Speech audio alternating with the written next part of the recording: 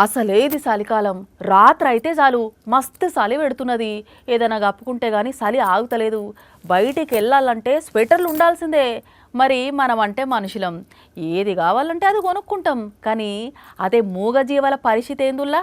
ఎంత చలి పెట్టినా తట్టుకోవాల్సిందే, వేరే మార్గం లేదు.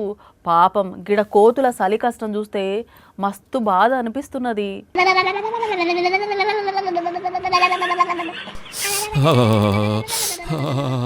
పాపం చలికి తట్టుకోలేక వణుకు ఉట్టి ఇట్లా ఏదో క్లాత్ కనబడితే దాన్ని చుట్టుకుంటున్నది కోతి.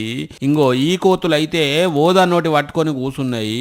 ఇంగో ఈ కోతి మీదికి పోయి రేకుల కింద సందులున్నది.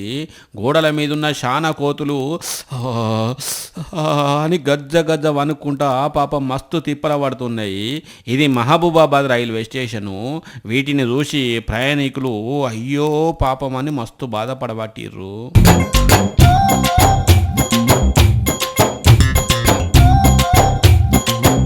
అయితే ఈ కోతులను చూస్తే ఇట్లా బాధ అనిపిస్తున్నదా?